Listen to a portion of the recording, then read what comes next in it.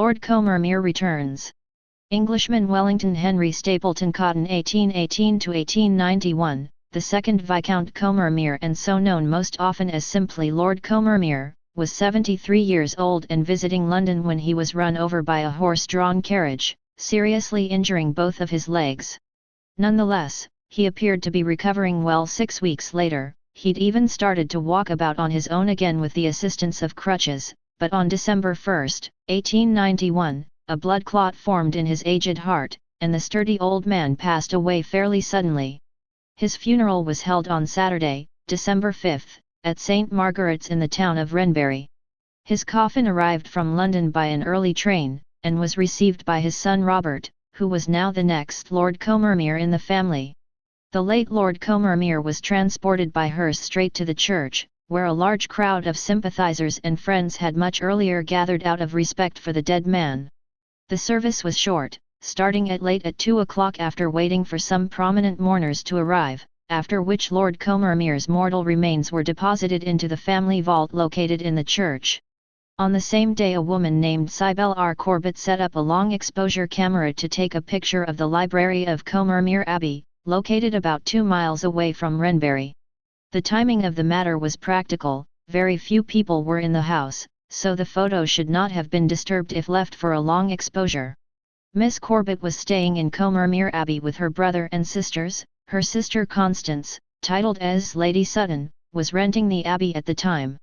It wasn't until August of the following year, 8 months after Corbett's shot of the library had been taken, that she had a chance to develop the plate with the picture, and what it showed puzzled her.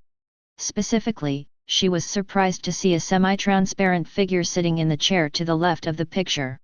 Miss Corbett showed the image to her sister, Mrs. Alice Rowley, who was so convinced that it looked like the deceased second Lord Combermere that Miss Corbett felt the needs to check her diary notes regarding the shot, which confirmed she had taken it on the same day as the funeral, December 5, 1891.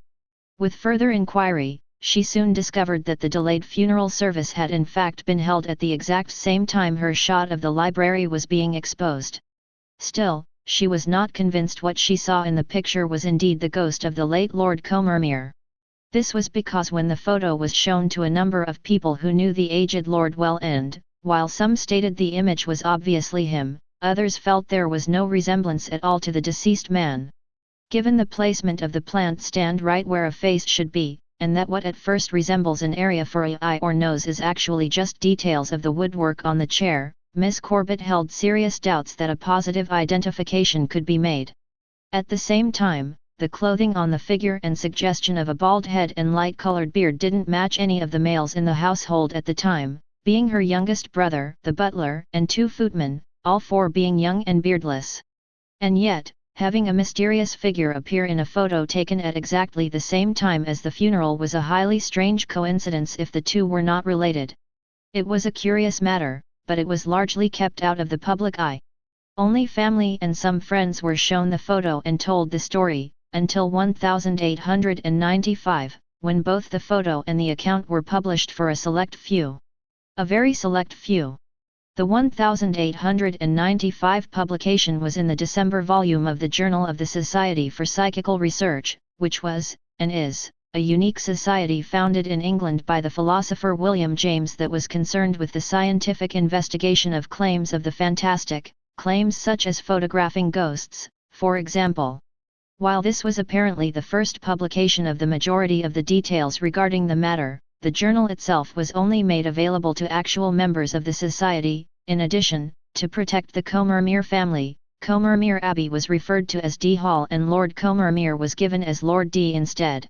A friend of Miss Corbett had contacted the SPR regarding the unusual photo, and eventually put their investigator, a Professor Barrett, in contact with her.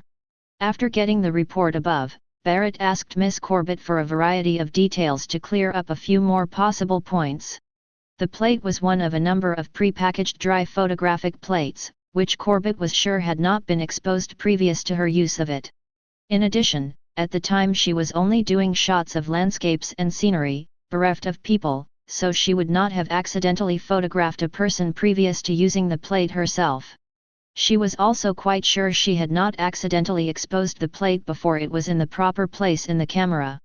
While it was possible that a figure had been partially exposed on the plate previous to Corbett receiving it, the odds against such a figure lining up with a piece of furniture not yet photographed would be almost as astounding as photographing a ghost to begin with, so this was not considered a likely possible explanation.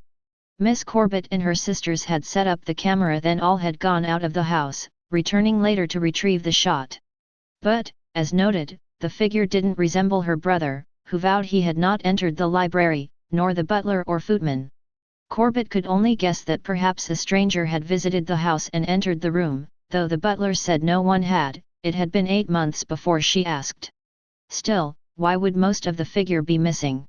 Professor Barrett had an idea about that last point, and arranged some experiments with a Mr. Gordon Salt.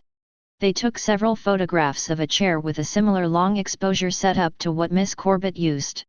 During the exposure, one of the two men sat in the chair for a short time, but kept their legs moving. The resulting photograph was extremely revealing. So a person entering the room and sitting in the chair could have produced the figure in the Combermere photo.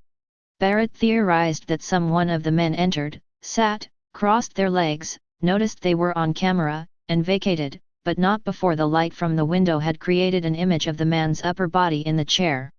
Because the man was moving, his head would likely have been caught in a few differing positions, including looking at the camera, which would create a light patch as one side of the face was lit by the window, and that all of these face impressions would blend to create the apparently bald head and hint of a light beard. It seems it wasn't long before the identity of the ghost was exposed, despite Barrett's use of Lord D&D Hall in an attempt to hide the original connection. Perhaps some of the friends and family who already knew the story passed it on. In 1898, 3 years after the SPR article, this short article appeared in a wide variety of popular English magazines. A stranger story still, and one that has not yet, I believe, appeared in print, is that where quite recently a lady took an amateur photograph of the drawing room of a house once inhabited by the late Lord Combermere at Brighton, I think it was. The lady in question saw, to her horror and astonishment, visible on the plate, the ghost of the old peer, a tall man with rather stout face and a moustache, reproduced sitting in one of the easy chairs of this drawing room, though not apparent to the naked eye. Not surprisingly, nothing stops a good story. Ever since that time, the major public version of the Combermere photo story has been essentially variations on this one paragraph. Ironically, Professor Barrett's experiments have been repeated many times since to demonstrate again and again the picture's likely mundane origins, often by new researchers who had no idea that anyone before them had already shown how to imitate the photo. My favorite repeat of the experiment was filmed for Arthur C. Clarke's Mysterious World in the mid-1980s. Of course, just because a way was demonstrated that a figure could be introduced, that doesn't necessarily mean one was. One point has never been addressed, and likely never can be. Miss Cybele Corbett was intrigued that the clothing on the figure didn't appear to match the clothing worn by the 4 men in the house on the day the picture was taken. Specifically, the white collar was not something the younger men would have worn, but that would have been common for an older man. So was the white collar produced by a moving figure, or was it a clothing item the figure wore? In any case, real ghost or accidental one, the sheer coincidence of the figure appearing in a photo taken during Lord Combermere's funeral has got to be one of the most extraordinary coincidences ever recorded. Stay paranoid, my friends.